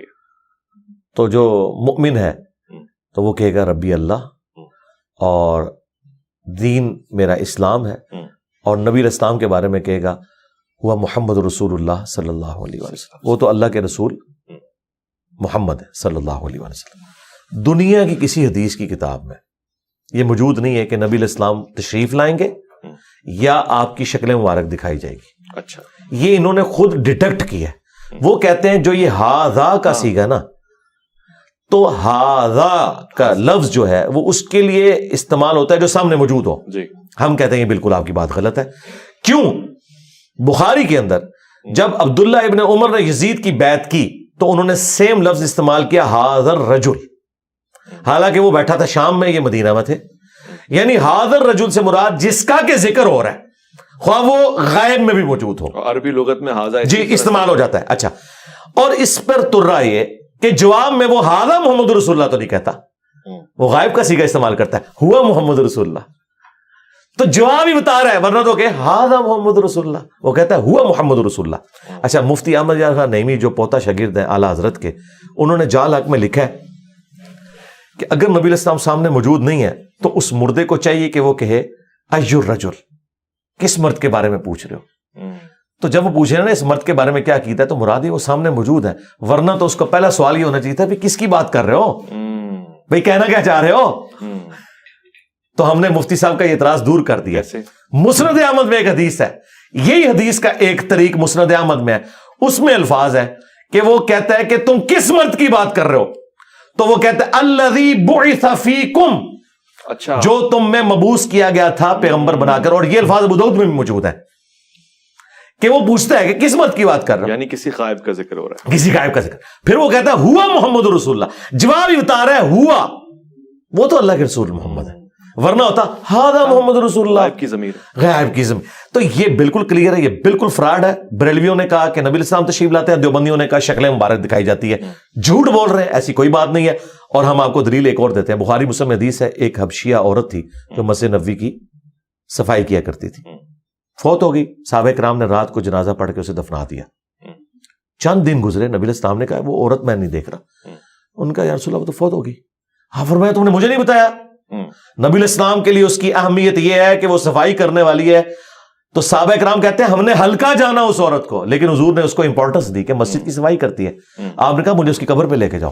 آپ قبر پہ گئے، بخاری مسلم کے الفاظ ہے، آپ نے جنازہ پڑھا دوبارہ خود، اور واپس پلٹ کے آپ نے فرمایا یہ قبریں اندھیروں میں ڈوبی ہوئی تھی، اللہ تعالیٰ نے میرے جنازہ پڑھنے کی برکت سے انہیں نور سے بھر دیا. اچھا، سبحان اللہ کا مطلب یہ ہے کہ وہ کافروں کی قبریں نہیں تھی، کافر کی قبر میں نور نہیں آ سکتا. مسلمان کی قبریں اس زمانے میں اندھیرے سے بھری ہوئی تھی. اور آج لوگ کہہ رہے ہیں جو کچھ بھی ہے تیرے محبوب کی امت سے. بھئی محبوب کے زمانے کے لوگ بھی اگر کام غلط کریں گے تو اندھیروں میں ڈوبی ہوئی ہوں گی، تسی تو شاہی کوئی نہیں. ہاں، اگلی بات، نبی علیہ السلام اگر اس کی قبر میں خود تشریف لے گئے تھے تو آپ صحابہ سے کہتے کہ ہاں یار وہ 3-4 دن پہلے فوت ہوئی تھی، میں قبر میں گیا تھا، تو تم نے مجھے بتایا کیوں نہیں؟ تو آپ نے تو یہ بات نہیں کی، آپ نے تو قبر کی جگہ بھی ان سے پوچھی ہے. تو اگر آپ قبر میں گئے ہوتے تو آپ کو پتا ہوتا نا میں قبر میں گیا تھا. یہ سب کچھ جھوٹ ہے. ایون نبی علیہ السلام جو خواب میں آتے ہیں نا، یہ بھی نبی علیہ السلام کو نہیں پتا ہوتا میں کسی کے خواب میں کیا ہوں، یہ اللہ تعالیٰ دکھاتا ہے. مثلا آپ میرے خواب میں ہیں تو آپ کو کیا پتا ہوگا؟ یہ ایک اللہ کا ڈپارٹمنٹ علاقہ ہے. اور نبی میں تو فرق ہے نا جی، جو فرق، ہاں وہ آگے چلے نا، وہ فرق میں آپ کو بتا دیتا ہوں کیا ہے کہ آپ کی شکل میں شیطان بھی آ سکتا ہے. ہاں، ان کی شکل میں شیطان بھی آ سکتا، لیکن یہ کہنا کہ نبی علیہ السلام خود آ جاتے ہیں. تو آپ مجھے بتائیں، جو مسند احمد میں حدیث ہے، میں صبح سے کربلا میں اب حسین اس کے ساتھیوں کا خون جمع کر رہا ہوں، تو کیا پریکٹیکلی نبی علیہ السلام وہاں کربلا میں گئے ہوئے تھے؟ یہ ایک شبیہ ہے، ایک تمثیل کے طور پہ دکھایا جاتا ہے، اس کا اس سے کوئی تعلق نہیں ہے. ورنہ نبی علیہ السلام کو اللہ تعالیٰ نے بار بار اس تکلیف سے گزارنا ہے کہ آپ علیہ السلام کو لائیو منظر دکھایا جائے کہ آپ یہ دیکھیں یہ ہو رہا ہے؟ نہیں، یہ امت کی تعلیم کے لیے یہ خواب ابن عباس کو دکھایا گیا کہ نبی علیہ السلام تکلیف میں ہے حسین ابن علی کی وجہ سے. یہ نہیں کہ نبی علیہ السلام کو اللہ تعالیٰ نے مجھے بتایا. نبی علیہ السلام کیا اپنی پوری زندگی امت کا غم کھاتے رہے؟ اب وفات کے بعد بھی انہوں نے یہ غم کھانا ہے کہ کربلا کے لیے 50 سال بعد انہیں قبر سے نکال کے تو کربلا میں لایا جائے کہ دیکھیں ایک ایک بچے کا لاشا آپ کے سامنے اٹھے. یہ تو انتہائی گستاخانہ عقیدہ ہے. یہ ایک تمثیل ہے جو دکھائی گئی ہے امت کو سمجھانے کے لیے کہ نبی علیہ السلام کا دل دکھا ہے حسین کی شہادت سے. بس اس کا یہ قطعاً مقصد نہیں کہ وہاں آپ خود کربلا میں موجود تھے. خواب ایک الگ سے ڈپارٹمنٹ ہے، اس کا کوئی لینا دینا نہیں فزیکل لائف کے ساتھ، وہ ایک ذریعہ ہے غیب کی خبر پہنچانے کا. اس کی ساتھ اچھا، اس سے بھی اگلی پھکی لے رہے ہیں. قرآن میں آیا کہ حضرت ابراہیم نے کہا کہ اسماعیل میں نے دیکھا میں تمہیں ذبح کر رہا ہوں. جی، تو ذبح تو کو نہیں کیا، خواب دیکھا تھا. خواب دیکھا. اچھا، اور اسماعیل علیہ السلام نے نہیں کہا کہ جی حضرت میں بھی آپ کے خواب میں موجود تھا، میں ذبح ہو رہا تھا. ان کو بھی نہیں پتا. یہ تمثیل ہوتی ہے. وہ تو کہہ رہے ہیں نا کہ خواب منام ہے، خواب ہے، منام ہے. تو یہاں بھی منام کی بات ہو رہی ہے. قبر والی بات میں وہ خواب نہیں کہہ رہے کہ حضور تشریف لاتے ہیں. نہیں، میں بات کر رہا ہوں جو یہ خوابوں میں کہتے ہیں نا کہ نبی علیہ السلام آئے ہیں تو فزیکلی آپ آ گئے ہیں، یا آپ کو بھی پتا ہے، میں اس کی بات کر رہا ہوں. تو ٹاپک ہی الگ ہے نا، وہ تو میں نے آپ کو بتا دیا نا. نبی علیہ السلام نے کیوں نہیں کہا کہ ہاں 3 دن پہلے میں اس کی قبر میں گیا تھا، وہ حبشیہ عورت جو فوت ہوگی، ہاں مجھے پتا چلا تم نے. آپ نے پوچھا وہ کدھر ہے، انہوں نے کہا کہ وہ تو فوت ہو گئی. آپ نے کہا مجھے کیوں نہیں بتایا؟ تو نعوذ باللہ آپ یہ کہنا چاہ رہے ہیں کہ نبی الاسلام کوئی ایکٹنگ کر رہے تھے؟ نعوذ باللہ نہیں, ایسی بات نہیں. لوگ کہتے ہیں جی بعض اوقات پوچھنے کا ہر دفعہ یہ مقصد نہیں ہوتا کہ میں لا علم ہوں. مثلا خدا اس کے لیے کوئی کرائن ہاتھ میں کیا ہے جی, اس میں کرائن ہونے چاہیے نا. یہاں پہ کوئی کرائن نہیں ہے نا, اس میں کرائن نہیں ہے نا. اچھا اس پہ بھی آپ مجھ سے لے لیں, یہ سلونی والی بات کرتے ہیں, اس میں الفاظ ہیں جب تک میں ممبر پہ موجود ہوں تو مجھ سے جو پوچھو گے میں بتاؤں گا. ہمارا عقیدہ ہے کہ نبی الاسلام جتنی دیر ممبر پہ تھے اللہ تعالیٰ کی غیبی تائید تھی کہ اب آپ سے جو بھی سوال پوچھے گا ہم آپ کو اسی وقت اس کا جواب سکھائیں گے تاکہ آپ اپنی نبوت کو اسٹیبلش کریں. صرف ممبر پہ؟ جی ممبر پہ, اس لیے کہ نبی الاسلام نے کہا جب تک میں ممبر پہ موجود. اب آپ پوچھیں گے اس کی دلیل, جی دلیل اس کی ہے بخاری مسلم میں حدیث ہے. نبی الاسلام نے کہا جب میں معراج سے واپس آیا تو کافروں نے مجھ سے ایسے ایسے سوالات کیے کہ مجھے ان کے جواب نہیں آتے تھے. یہ الفاظ ہیں بخاری مسلم کے. اور میں اتنا پریشان ہوا کہ اعلان نبوت کے بعد کبھی اتنا پریشان نہیں ہوا تھا کہ میں ان کے سوالوں کے جواب ہی نہیں دے سکتا. وہ کیا پوچھ رہے تھے؟ بتاؤ بیت المقدس کے کتنے دروازے ہیں, باہر کون سے کلر کا پینٹ ہوا ہے, کتنی سیڑھیاں ہیں. جو شخص ایک رات میں گیا ہے اور وہ بھی برزخی طور پہ, وہ اتنی ساری چیزوں کا حساب کیسے رکھ سکتا تھا؟ تو بخاری مسلم کے الفاظ ہیں جب انہوں نے سوال کیے مجھے جواب نہیں آ رہے تھے, میں اتنا پریشان ہوا کہ مجھے جھوٹا کہیں گے. اللہ تعالیٰ نے اسی وقت بیت المقدس کو اٹھا کے میرے سامنے کر دیا. اللہ اکبر. وہ پوچھتے جاتے تھے میں بتاتا جاتا تھا. یہ وہ عقیدہ ہے ہمارا کہ جب اللہ چاہتا ہے نا اس وقت دکھایا جاتا ہے, ہر وقت ہر چیز کا علم. یہ انتہا اللہ چاہتا ہو, یعنی اس کی چاہت پہ مبنی ہے نا. یہ جو چاہت ہے نا یہ عقیدہ کفر ہے. اچھا جی, اس لیے کہ قرآن میں وَلَا تَقُولُوا عَلَى اللَّهِ إِلَّا الْحَقِّ, اللہ پہ مت کوئی عقیدہ منسوب کرو سوائے اس کے کہ جو حق پر مبنی ہو. میں نے جو عقیدہ منسوب کیا اس کی میں نے آپ کو پریکٹیکل مثالیں دے دی کہ نبی الاسلام کو تھوڑی دیر پہلے اپنی نبوت کے بارے میں ہوا کہ یہ جھٹلائیں گے. اللہ نے یہ ساری مثالیں میں نے دی کہ اللہ تعالیٰ وقتی طور پہ وہ چیزیں دکھاتا تھا. اچھا پھر قرآن میں بھی جو سوالات آپ سے پوچھے جاتے تھے اس سے پہلے آپ کو قرآن کہہ رہا ہے کہ اس سے پہلے آپ کو نہیں پتا تھا کہ یوسف علیہ السلام کس طرح مصر پہنچ کے ہم نے جواب دیا. یہ تو ہمارا عقیدہ ہے. یہ ان کا جو عقیدہ ہے کہ ہر وقت ہر چیز کا علم ہوتا ہے اور سب کچھ عطا کر دیا ہے, یہ کس آیت اور حدیث میں لکھا ہوا ہے؟ یہ من گھڑت عقیدہ. ہم نے تو اپنے عقائد کے دلائل رکھ دیے. اس کے اوپر جذباتی ڈاکٹرن کھڑی کرنا کہ جی آپ فیتا لے کے تو ناپ رہے ہوتے ہیں نبی کے علم کو, نہیں. قرآن جگہ جگہ کہہ رہا ہے کہ تم سے قیامت کے بارے میں پوچھتے ہیں, ٹھیک ہے, تم اللہ کے پاس ہے. یہ ہے جی وہ علم جو نہیں ہے نبی کے پاس. آپ مجھے اچھا آپ بھی مانتے ہیں کہ نبی الاسلام کے پاس قیامت کا علم نہیں قرآن کی روح سے؟ وَيَقُولُونَ مَتَىٰ هَٰذَا الْوَعْدُ, نہیں علم غیب تو ہم مانتے ہیں, الگ موضوع چلا گیا. وَيَقُولُونَ مَتَىٰ هَٰذَا الْوَعْدُ إِن كُنتُمْ صَادِقِينَ قُلْ إِنَّمَا الْعِلْمُ عِندَ اللَّهِ. ایک چیز میں نے ثابت کر دی نا, آپ کی ڈاکٹرن ٹوٹ کی ماں کانا وما یکون کی, کیونکہ آپ نے کہا ہر چیز کا علم ہے. قرآن کہہ رہا ہے کہ نبی تم سے قیامت کا اس طرح پوچھ رہے ہیں جس طرح تم دھاگ لگا کے بیٹھے ہوئے ہو. تم فرماؤ اس کا علم تو اللہ کے پاس ہے. اللہ جب جسے چاہے گا ظاہر کر دے گا. قرآن پورے کا پورا یہ کہہ رہا ہے کہ قیامت کا علم نبی الاسلام کو نہیں دیا گیا بلکہ نشانیاں صرف بتائی گئی ہیں. نہ سن بتایا گیا, نہ تاریخ بتائی گئی, نہ یہ بتایا گیا کہ کتنی انسانیت پیریڈ گزارے گی تو قیامت آئے گی. یہ تو ایک واضح چیز قرآن میں آئی ہے نا, اس کا انکار تو کفر ہے نا. لیکن آج آپ بریلویوں سے پوچھیں, جال حق میں مفتی احمد خان نعیمی سے جب پوچھا گیا بھی بتاؤ یہ قیامت تو نکلا ہے نا, تم کہہ رہے تو فیتا تو اللہ نے مار دیا. تو اس نے کہا کہ یہ رسول اللہ کی محبوبیت کا تقاضا ہے کہ مرنے سے پہلے اللہ تعالیٰ نے حضور کو قیامت کا بھی بتا دیا ہوگا خود سے. وَلَا تَقُولُوا عَلَى اللَّهِ إِلَّا الْحَقِّ, یہ کذاب اللہ کے اوپر جھوٹ باندھتے ہیں. ٹھیک واضح ہو گیا. آپ نے شہیدوں کا ذکر کیا اور ظاہر موت کا ہمارا موضوع ہے, شہادت اس سے جڑی ہوئی ہے, گویا زندگی سے زیادہ جڑی ہوئی ہے. قرآن بھی یہ کہتا ہے یہ زندہ ہیں ان کو مردہ نہ کہو. اب یہ کون سا فیس ہے؟ یہ برزخ کا کوئی فیس ہے یا شہید کس طرح سے زندہ ہے, رزق کس طرح سے حاصل ہو رہا ہے؟ یہ ڈیفائن کرتے ہیں صحیح کلیئر معنوں میں, کیونکہ اس کو ہم مردہ تو نہیں کہہ سکتے. ہاں جی, یہ اس کو بھی پہلے کلیئر کر لیں. جو مردہ اسے مردہ کیوں نہیں کہا جائے گا؟ قرآن یہ نہیں کہنا چاہ رہا. اگر اس کا مطلب یہ ہے تو مجھے بتائیں صحیح بخاری میں 4 جگہ تفصیلی خطبہ ہے سیدنا ابو بکر کا, من کان یعبد محمدا فإن محمدا قد مات. جو کوئی تم میں محمد کی عبادت کرتا تھا جان لے محمد مر گئے. تو حضرت ابو بکر صدیق نے تو کہا ہے کہ نبی الاسلام مر چکے ہیں, حضور شہید ہوئے. ایک ٹاپک لادا ہو گیا, ادھر ہے نا, ادھر ہے. نبی الاسلام تو افضل ترین شہید ہے. جی آپ شہید ہیں, آپ شہید ہیں. بخاری میں موجود ہے کہ اے عائشہ جو خیبر کے موقع پہ مجھے زہر دیا گیا تھا وہ میری رگیں کاٹ رہا ہے. نبی الاسلام کو آنری طور پر اس شہد کو عود کروا کے شہادت کی موت دی گئی. یعنی آج یہ بات کلیئر ہو جائے نا کہ جی سب کے نزدیک ہے نبی الاسلام شہید ہوئے ہیں, جی شہید ہوئے ہیں, لیکن یہ آنری شہادت ہے, یہ وہ والی شہادت نہیں ہے کہ میدان جنگ میں آپ شہید ہوئے ہوں. کیوں؟ وہاں اللہ کا ڈیوائن رول ہے کتب اللہ لأغلبن انا ورسلی, یہ میری بات طے پا چکی ہے کہ میں اور میرے رسول غالب رہیں گے. اگر عیسیٰ ابن مریم قتل ہو جاتے نا یہودیوں کے ہاتھوں تو ان کی تو رسالت فارغ ہو جاتی, کیونکہ رسول تو خود دھمکی لگاتا ہے, خود قتل ہو جائے تو پھر تو مخالف جیت کے. اس لیے رسول جب بھی دھمکی لگاتا ہے نا اس کے مخالف قتل ہوتے ہیں, وہ نہیں قتل ہوتا. نبی علیہ السلام بھی قتل نہیں ہوئے, آپ کو آنری طور پہ شہادت دی گئی ہے 4 سال بعد اس زہر کا اثر واپس لا کے. انبیاء لیکن قتل ہوئے, یحییٰ علیہ السلام. جی وہ ہوئے.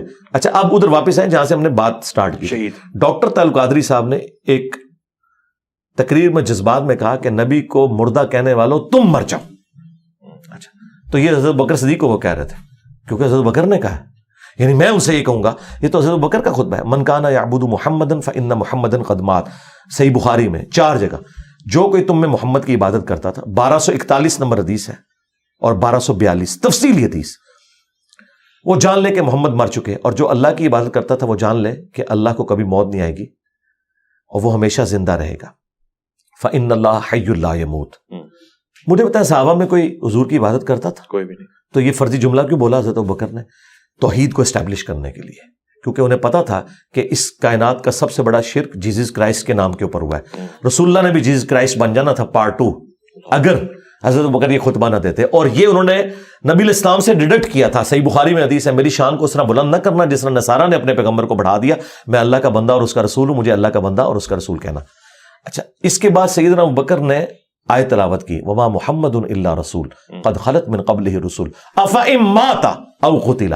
محمد تو نہیں مگر ایک رسول, اگر وہ مر جائیں یا قتل ہو جائے. اب پاکستانی کہتے ہیں جی وصال شریف فرما جائے یا شہید شریف ہو جائے, حالانکہ یہ دونوں عربی کے الفاظ اللہ نے تو نہیں یوز کیے. ٹھیک ہے. اچھا پھر کہا انکا میتن وانہم میتون, اے نبی تمہیں بھی مرنا ہے تمہارے مخالفین کو بھی مرنا ہے. میتن کے الفاظ ہیں. اور فإن محمد قد مات, یہ جو قرآن میں ہے نا کہ شہید کو مردہ نہ کہو, یہ ایک آنر ہے, عقیدے کی بات ہے, آنر کی بات ہے کہ انہیں مردہ نہ مراد یہ نہیں اللہ تعالیٰ کہہ رہا ہے کہ یہ زندہ ہے. اگر زندہ ہے تو پھکا لے لے. شہید کی بیوہ نکاح کیوں کرتی ہے؟ وہ تو پھر زنا کر رہی ہے. صحیح ہے, کلیئر ہو گیا. ہاں اچھا یہ آنر ہے. یہ آنر کیا ہے کہ وہ اللہ کے حضور زندہ ہے. اس میں الفاظ ہے وہ اللہ کے حضور زندہ ہے اور اسے رزق بھی دیا جاتا ہے. اور لیکن ساتھ آیا وَلَٰكِن لَا تَشْعُرُونَ, تمہیں شعور نہیں ہے. تو ان ظالموں نے کیا کیا؟ شعور کیا. انہوں نے کہا شہید زندہ ہے, تو جب شہید زندہ ہے تو زندہ سے آپ مانگ سکتے ہیں, تو ہم اس لیے مانگتے ہیں شہیدوں سے. ہم کہتے ہیں کہ پہلے تو یہ بتاؤ کہ شہید کی بیوہ نے نکاح کیوں کیا ہے, وہ تو بدکاری کر رہی ہے. وہ کہتے ہیں نہیں وہ اور چیز ہے. تو یہ آنرری چیز ہے جی, آنر والی چیز ہے. اچھا نبی کی جو بیوہ سے نکاح نہیں ہوتا نا, اس کے پیچھے شہادت والا ایشو نہیں ہے. وہ اس لیے کہ وہ نبی کا پروٹوکول ہے. وہ پروٹوکول ہے کہ وہ امت کی ماں ہے. النبی اولی بالمؤمنین من انفسہم وازواجہ امہاتہم. وہاں پہ یہ والا معاملہ نہیں ہے, ورنہ اگر یہ والا معاملہ نہ ہوتا تو وہاں پہ بھی اجازت ہو جاتی. لیکن وہ اللہ تعالیٰ نے کہا سورہ احزاب میں کہ اللہ کے نزدیک یہ بہت بڑا گناہ ہے کہ تم رسول اللہ کی وفات کے بعد ان کی کسی بیوی کے ساتھ شادی کرو. یہ آنری طور پہ دنیا اور آخرت میں تمہاری نبی کی بیوی ہیں. یہ ہے اصل میں چیز. تو یہ جو مردہ نہ کہو یہ آنری طور پہ کہ اللہ کے حضور زندہ ہے. اور اس سے جہاد اور قتال کی ترغیب دلائی گئی کہ یہ کافر کہتے تھے نا, جو سورہ آل عمران میں آیا نا کہ جب غزوہ احد کے موقع پر لوگ شہید ہوئے تو ان کا اگر ہمارے بھائی ہماری بات مان لیتے تو وہ شہید ہی نہ ہوتے, قتل ہی نہ ہوتے. تو اللہ تعالیٰ اگر تمہاری موت بھی لکھی ہوتی تم اپنی مقتل گاہوں کی طرف کھینچے چلے آتے. تو یہ بتایا گیا کہ جس چیز کے اوپر ترس کھا رہے ہو نا, اور بھائی انہوں نے تو ابدی زندگی حاصل کر لی ہے, آخرت کی زندگی میں زندہ ہے. یہ جھوٹ ہے جو یہ بول رہے ہوتے ہیں, یہ کہتے ہیں زندہ زندہ, جو بریلوی اور شیعہ کر رہے ہوتے ہیں زندہ زندہ. یہ بتایا کرو آخرت میں زندہ ہے. دنیا سے بھائی جا چکے, دنیا سے اب ان کا کوئی تعلق نہیں ہے سوائے اس کے کہ ہمارا سلام ان تک پہنچتا ہے. سبھی زندہ نہیں, آخرت میں مرا ہوا کون ہے؟ ہاں آخرت میں سب زندہ ہے, لیکن شہید اللہ کی جنتوں میں پروٹوکول کے ساتھ زندہ ہے, اور جو کافر ہے وہ اللہ کی جہنم میں. یہ فرق ہے. دونوں جگہوں پہ ان کو رزق مل رہا ہوگا, زندگی کی علامت ہے رزق. نہیں رزق جو مل رہا ہے نا جی, اللہ نہ کرے اس طرح کا رزق کسی کو ملے جو جہنمیوں کو مل رہا ہے. ان کو تو قرآن میں آیا ہے کہ وہ زخموں کا دھون اور پیپ مل رہا ہے. اس رزق کو نہ کمپیئر کریں. رزق تو ہے نا, رزق آخرت کا ہے. آخرت آج قبر رسول آپ کھودیں, شہید کا پروٹوکول سرکار ایک منٹ, آج قبر رسول کھودیں, آپ کیا سمجھتے ہیں کہ نبی علیہ السلام وہاں پہ کھا پی رہے ہوں گے بیٹھ کے, یا اٹیچ بات ہوگا؟ میں نے ایسا نہیں کہا. ایسا نہیں ہوگا. آپ ویسے ہی لیٹے ہوں گے جیسے لیٹے ہوئے تھے, وہ برزخ میں. ایسا بھی نہیں کہا, مجھے اس کا بھی اعتراض نہیں. اس کا تو ہمیں پتا ہے نا کہ نبی علیہ السلام ویسے ہی ہیں, جو بخاری میں موجود ہے. آیات میں موسیٰ علیہ السلام نماز پڑھ رہے تھے قبر میں. جی وہ تو آج موسیٰ علیہ السلام میں کسی بھی پیغمبر کی قبر کھودیں وہ ویسے ہی ہوں گے. وہ برزخی معاملہ ہے. وہ تو وہاں پہ بیت المقدس میں بھی تھے, وہ برزخ کا معاملہ ہے. وہ آپ کے اس فریم آف ریفرنس کی چیز نہیں ہے. ٹھیک ہے, وہ صحیح مسلم میں حدیث ہے, وہ قائم یصلی فی قبری, وہ اپنی قبر میں نماز پڑھ رہے تھے, بالکل ٹھیک ہے. اس سے طے ہو گیا کہ قبر کے معاملات الگ ہیں, لیکن وہ اس دنیا کے ساتھ تعلق نہیں رکھتے کہ آپ اگر کسی کی قبر کھودیں تو آپ کسی کو نماز پڑھتے ہوئے آبزرو نہیں, یہ نبی علیہ السلام کو یہ آبزرو کرتے ہوئے دکھایا گیا. میرا قیاس ہوا نا, نہیں قیاس نہیں, یہ تو عقیدہ ہے ہمارا. ٹھیک ہے, ہاں یہ عقیدہ ہے. قبر کھود کے تو نہیں دیکھا گیا نا, نہیں قبر کھود کے نہیں دیکھا, لیکن ایک تو ہوا نا صحیح بخاری میں حضرت عمر کا پاؤں نکلایا تھا 70 سال کے بعد, تو وہ لوگوں نے استغفار پڑھنی شروع کر دی. صحیح بخاری کے اندر موجود ہے یہ حدیث کہ نبی الاسلام کا پاؤں مبارک نکلا ہے. پھر عروہ ابن زبیر کو بلایا گیا, انہوں نے کہا حضرت عمر کا پاؤں ہے, پھر وہ پاؤں اندر کر کے تو دوبارہ سے قبر مرمت کی گئی. اب مجھے بتائیں ایک زندہ بندے کا پاؤں ایسے باہر نکلا ہو اور وہاں جھمگٹا لگا ہو تو اپنا پاؤں نہیں سمیٹ لے گا. حضرت عمر نے اپنا پاؤں خود تو اندر کو نہیں کیا.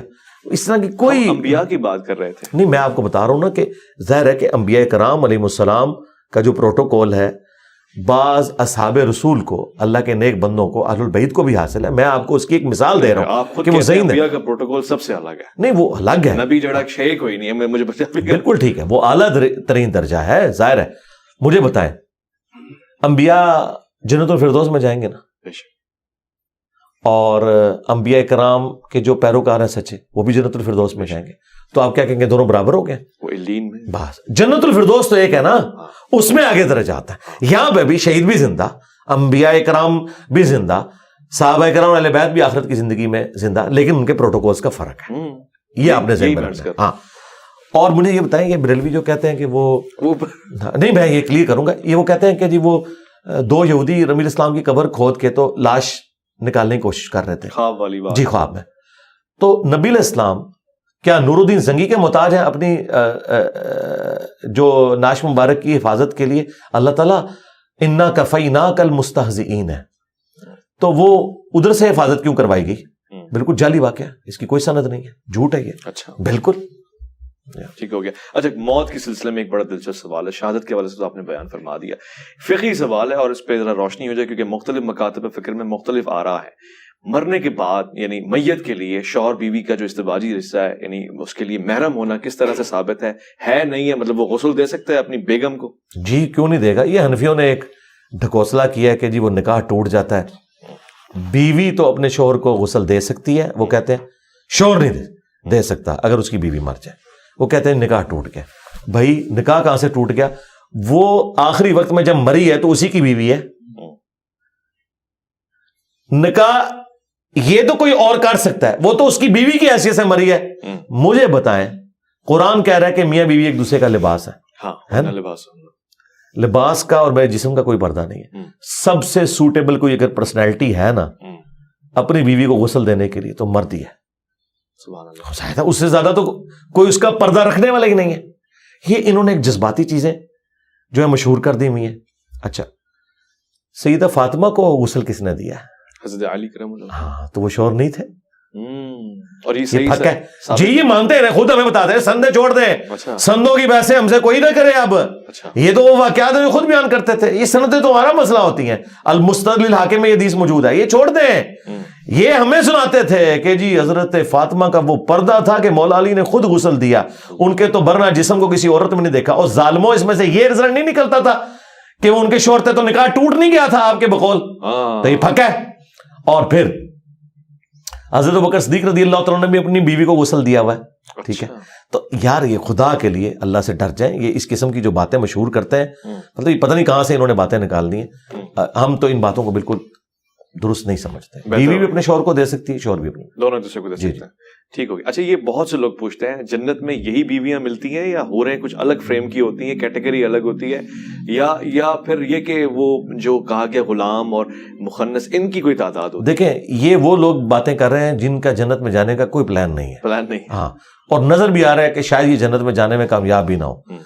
اور جو بیچارے جنت کی فکر میں ہے نا, وہ اس طرح کے سوالات نہیں کرتے, وہ تیاری میں ہے. اور یہ میں آپ کو جو بتا رہا ہوں, یہ جملہ کسی کو شاید بھاری لگ رہا ہو, قرآن میں بھی لکھا ہے, اللہ تعالیٰ ہمارا ہے کہ جو لوگ آخرت پہ ایمان نہیں رکھتے وہ نبی سے بار بار پوچھتے ہیں قیامت کب آئے گی, سورہ شورا میں. اور جو قیامت پہ ایمان رکھتے ہیں وہ ڈرتے رہتے ہیں کہ یہ آ ہی نہ جائے. اللہ اکبر. ٹھیک ہے نا. تو ہمیں اس طرح کی باتوں سے نہ کوئی انٹرسٹ ہے کہ ہم ان کے اندر کوئی تفصیلات میں جائیں اور چسکے لیں. اس کے لیے آپ طارق جمیل صاحب سے رابطہ کریں. ہم آپ کو اجمالاً کہتے ہیں کہ جو قرآن میں آیا کہ جنت میں ہر وہ چیز ہے جس کی تم خواہش کرو گے. اچھا, ہاں, یہ کیٹاگوریکل ہے. ہر وہ چیز ہے جس کی تم خواہش کرو گے. یہ کیٹاگوریکل جملہ ہے. تو جو آپ خواہش کرتے ہیں اللہ تعالیٰ وہ آپ کی خواہش کو پورا کرتے ہیں. مثلا کراچی رہنے والا اگر خواہش کرے کہ میں انجینئر مرزا کے ساتھ پڑوسی ہو جاؤں, اور جہلم والا بھی جنت میں خواہش کرے, تو وہ خواہش پوری ہو جانی ہے. جہلم والا تو یہ خواہش کرے گا کہ رسول اللہ کے ساتھ ہو, نہ اسے کراچی والے سے ہے, نہ بریلی والے سے, نہ دیوبند والے سے. خواہش کی بات ہے نا, کوئی بھی خواہش کرے نا. تو یہ 2-3 پرسنالٹیز ہو جانی ہے. اس طرح بیگمات بھی, مثلا مجھے ایک خاتون پسند ہے اور کسی کو کوئی دوسری خاتون, وہی خاتون پسند ہے, تو وہ دو. دیکھیں یہ ڈومین اللہ تعالیٰ کی ہے, میں اس پہ بول تو سکتا ہوں, میرے اندر کمپیٹنسی ہے, لیکن یہ میرے انٹرسٹ کا ٹاپک نہیں ہے. نہ میں اس کو اس لیول پہ اترنا چاہتا ہوں کہ آپ نوجوانوں کے لیے کوئی کلپ بنا کے تو لوگوں کو اس چکر میں ڈال دیں. بھائی اس وقت تو اپنی آخرت کی تیاری کریں, آپ نے مرنا ہے, اللہ کے حضور جانا ہے. ایک دفعہ ادھر سے نکلنے میں کامیاب ہو جائے, آگے جا کے اللہ نے آپ کو سب کچھ دینا ہے انشاءاللہ. یہ میں آپ کو گارنٹی کرتا ہوں کہ قرآن یہ کہتا ہے کہ ہر وہ چیز ہے جو تم خواہش کرو گے. ٹھیک ہے, جب یہ کیٹاگوریکل جملہ ہے نا, ہر وہ چیز ہے جو تم خواہش کرو گے, اللہ تعالیٰ ہر چیز کے اوپر قادر ہے. سبحان اللہ. ٹھیک ہے, اللہ تعالیٰ کے لیے کوئی مسئلہ نہیں ہے کہ کسی شخص کو 1 بیوی دے جنت میں یا 1000 بیوی دے. جس شکل کی وہ چاہے اس شکل و صورت کی دے, جس طرح کی وہ چاہے اس طرح کی دے. اور اللہ تعالیٰ اس چیز کے اوپر بھی قادر ہے کہ ایک عورت کو جس طرح کا شوہر وہ چاہتی ہے وہ مل جائے. اچھا, ہاں اللہ تعالیٰ قادر ہے اس کے. سبحان اللہ. بے شک. میں میت کے حوالے سے اس میں صرف میں ایک جملہ کر دوں جو اکثر لوگ سوال پوچھتے ہیں کہ مردوں کے لیے تو کثرت ازواج ہے, تو عورتوں کے لیے کیا ہے؟ نہیں, اس طرح جو اللہ تعالیٰ نے چیزیں اپنے لیے فکس کر لی ہیں نا اپنی ایک ڈیسٹنی کے اندر, وہ یہ ہے کہ اللہ تبارک و تعالیٰ نے ایک عورت کے لیے ایک ہی مرد رکھا ہوا ہے جنت میں بھی. جی, اس فریم آف ریفرنس سے وہ عورت باہر نہیں نکل سکتی. اچھا, اب اگر وہ چاہے کہ میری خواہش پوری ہو, جی خواہش پوری کرنے کا طریقہ ہوگا, اسے مرد بنا دیا جائے گا عورت کو. جی, کیونکہ پھر وہ اللہ تعالیٰ کے ان رولز کے لیے, جیسے کہتے ہیں نا اس کو قانون اس پہ اپلائی ہوگا, یہ اس کے اوپر نیشنلٹی والا اس صورت میں اپلائی ہوگا. یہ میں آپ کو سولوشن دے رہا ہوں, یہ میں نے قرآن و حدیث میں نہیں کر رہا. نہیں, میں سولوشن میں ٹرانسجنڈر ہی بن جائے گا. نہیں, کیوں بنے گا, اللہ نے بنانا ہے نا. اللہ. جی, اگر آرٹیفیشل انٹیلیجنس کے ذریعے آپ کی شکل کی عورت دکھائی جا سکتی ہے آپ کو, مگر بنائی نہیں جا سکتی. نہیں, وہ تو نہیں, اللہ تو بنا سکتا ہے نا. اللہ سب کچھ کر سکتا ہے, اس لیے اللہ پہ آپ یقین کریں, اللہ تعالیٰ سب کچھ کرے گا. تو اگر کوئی عورت کہے گی نا کہ مجھے مرد زیادہ چاہیے, تو ٹھیک ہے, یہ چیز تو اللہ تعالیٰ کی آپ رول کے طور پہ نہیں توڑ سکتے کہ اللہ تعالیٰ نے ایک عورت کے لیے ایک ہی مرد رکھا ہے. اب اگر کوئی عورت کہتی ہے جی مجھے جو ہے وہ زیادہ اس طرح کی خواہش ہے, تو ٹھیک ہے, پھر وہ اللہ کے اس پہلے رول کو ٹیسٹ کے اندر آئے گی کہ وہ اللہ کی خواہش پہ اسے مرد بنایا جائے گا, اس کے بعد جتنی مرضی عورتیں رہیں. اللہ کے اس چیز سے آپ باہر نہیں جا سکتے نا, وہ اللہ کے اپنے رولز ہیں. میں نے سولوشن آپ کو دے دی, یہ موجود ہے. اور آخری بات, یہ سارے کے سارے مسئلے آپ کے ہیں اس دنیا کے اندر, آخرت کی ڈومین ہی الگ ہے. آپ مجھے بتائیں, شادی سے پہلے نوجوان مرد و عورت شادی کو کس طرح آئیڈیلائز کر رہے ہوتے ہیں, شادی کے بعد ان چیزوں کی 1% بھی اہمیت نہیں رہ جاتی ہے, کوئی اور چیز سامنے آ جاتی ہے. بھائی آپ جب جنت میں جائیں گے نا, اگر مجھ سے پوچھیں جنت میں جا کے جو آپ کی سب سے شدت کی خواہش ہے نا, وہ اللہ کا دیدار ہے. اچھا, ہاں, یہ سب سے بڑی نعمت ہوگا. جی ہوگا, آپ اس کے قائل ہیں. جی قرآن میں لکھا ہے. میں شیعہ علماء کو کہتا ہوں, میں ایسی جنت کے اوپر لعنت بھیجتا ہوں جس میں مجھے میرے رب کا دیدار نہ ہو. میں نے تو زندگی کاٹی اس میں, میں نے اس جنت کو لے کے کیا کرنا ہے. یہ ردی کی ٹوکری میں ان کا عقیدہ پھینکنا چاہیے جو یہ کہتے ہیں کہ دیدار نہیں ہوگا. دوسری طرف یہ آپ کو کہانیاں کراتے ہیں کہ مولا علی اس وقت سجدے سے سر نہیں اٹھاتے تھے جب تک اللہ کو دیکھ نہ لیں. پھر کہتے ہیں نہیں وہ دل کی آنکھوں سے دیکھتے تھے, تو دیکھنا تو ثابت ہو گیا نا بقول تمہارے بھی. یہ تمہاری ٹینشن ہے کہ ان آنکھوں سے یا دل کی آنکھوں سے دیدار الہی نہیں ہے نا, تو سرکار ہم ایسی جنت کے اوپر لعنت بھیجتے ہیں. اللہ اکبر. اگر اللہ کا دیدار نہیں ہے. یہ خوبصورت موضوع ہے, دل نہیں کر رہا مگر وائنڈ اپ میں نے کرنا ہے اور اس سوال کی طرف میں نے آنا ہے. عام طور سے غسل میں یہ مسائل کھڑے ہو جاتے ہیں, شرم گاہوں کو اندر سے صاف کرنا ہے, دبانا ہے, یعنی یہ چونکہ ایک مسلکی بحث بھی شروع ہو جاتی ہے کہ کوئی چیز ڈالنا اور نکالنا, اس پہ صحیح طریقہ کار کیا ہے؟ خدا کے لیے قرآن میں واضح ہے کہ جب کوئی جنبی ہو تو غسل کر لے. ٹھیک ہے, اور غسل کرنے کے لیے وہی طریقہ ہے کہ ظاہری بدن کے اوپر آپ نے پانی بہانا ہے. That's all. ہاں جی, یہ جو حنفیوں نے کہا کہ ناک میں ادھر تک چڑھ جائے, اللہ کے بندو یہ کس حدیث میں آیت میں لکھا ہوا ہے؟ یہ حدیث سے لے کے آتے ہیں تو وہ طریقہ ہے, وہ جو طریقہ بیان کر رہے ہیں وہ تو مجھے بتائیں. قرآن میں وضو تو چہرے سے شروع ہو رہا ہے, بخاری مسلم میں وضو جو ہے کلی اور ناک سے شروع ہو رہا ہے, تو جس سنتیں اصل وہ ہے کہ چہرے سے 4 فرائض ہے. چہرہ, دونوں ہاتھ کونیوں سمیت, سر کا مسا اور پاؤں کو دھونا, اور مسا بھی ثابت ہے، دونوں چیزیں وہ الگ سے لفظ مسا ہے. جی وہ ایک زیادہ ٹیکنیکل بحث ہے، میں اس طرف نہیں جاتا، پھر اور چیز شروع ہو جائے گی فی الوقت میں. اور قرآن میں ہے کہ جب تم جنبی ہو تو تم نے غسل کرنا ہے. اور غسل عرف عام میں جسے غسل کہا جاتا ہے وہ یہ ہے کہ آپ نے ظاہری بدن جو سامنے نظر آ رہا ہے اس کے اوپر پانی بہانا ہے، بس ظاہری بدن کے اوپر. ٹھیک ہو گیا. تلقین کی کیا حیثیت ہے شریعت میں؟ مردے کو تلقین کرنا، اسے کچھ سنانا ثابت ہے؟ کوئی ثابت نہیں ہے، یہ صوفیاء کی گھڑی ہوئی خرافات ہیں. اچھا جی قبر کے اوپر کھڑے ہو کے آپ اذان دیں، انگلی رکھ کے کریں. حدیث میں صرف یہ ملتا ہے، سنن ابی داؤد کے اندر حدیث ہے، جب اپنے بھائی کو دفنا چکو تو قبر میں سوالات کی استقامت کے لیے دعا کرو، بس یہ چیز ہے. آپ نے قبر پہ کھڑے ہو کے یہ دعا کرنی ہے کہ اے اللہ اسے قبر کے سوالات میں استقامت نصیب فرما. بس اذان نہیں دینی قبر؟ نہیں، اذان کوئی ثابت نہیں ہے. اذان جنازے کی نماز کی اذان نہیں ہے تو قبر کی اذان کہاں سے آ جائے گی؟ لاجیکلی اسپیکنگ کہ جو نماز ہے جنازے کی اس کی اذان تو کوئی نہیں ہو رہی ہے، اور جہاں نماز بھی کوئی نہیں قبر پہ صرف دعا کرنی ہے، اس کی اذان کہاں سے آ گئی؟ ہمارے ایک چاہنے والے پوچھ رہے تھے کہ کیا حضور پاک صلی اللہ علیہ وآلہ وسلم نے کبھی کسی غیر مسلم کا جنازہ پڑھایا ہے؟ نہیں، کبھی نہیں پڑھایا. منافق کا پڑھایا تھا. ہاں جی، غیر مسلم کا نہیں پڑھایا. وہ بھی قانوناً چونکہ مسلمان تھا اس لیے پڑھایا، اور بعد میں اس سے بھی منع کر دیا گیا سورہ توبہ میں. نہ تو آپ نے کسی منافق کی قبر پہ کھڑے ہونا ہے، نہ اس کے لیے دعا کرنی. غیر مسلم کا جنازہ نہیں پڑھایا، کیونکہ جنازے کے اندر آپ دعائیں مغفرت کرتے ہیں، اور سورہ توبہ کی آیات ہیں کسی نبی اور کسی اہل ایمان کے لیے شایع نہیں کہ چاہے اس کا کوئی قریبی رشتہ دار بھی کفر کی حالت میں مرا ہو کہ اس کے لیے دعا کرے. جب دعا نہیں کی جا سکتی تو جنازہ تو دعائیں مغفرت ہے، وہ ہو ہی نہیں سکتی. ماشاءاللہ واضح ہو گیا. بہت بہت شکریہ انجینئر محمد علی مرزا صاحب، آپ نے ہمیشہ ہماری رہنمائی فرمائی اور بہت ہی آسان انداز سے. زرمن پروگرام کو آپ نے دیکھا اور بہت ہی ایک خوبصورت سا جائزہ آپ نے موت، عالم موت، پھر برزخ، اور اس کے بعد یہاں تک کہ ہم قبر تک بھی پہنچے. ہم نے میت کے احکام اور اس کے بعد جنازے کا بھی تھوڑا سا جائزہ لیا ہے. امید ہے اللہ نے زندگی دی، جیسے کہ انجینئر صاحب نے فرمایا یہ آن ریکارڈ چلا گیا، اس کا اجر آپ کو، مجھے اور سب کو، خاص طور سے انجینئر صاحب کو ملتا رہے گا. اپنا خیال رکھیں گے. میں اور مولانا کے سفر میں دیکھتے رہیں گے پروگرام کو. جزاک اللہ.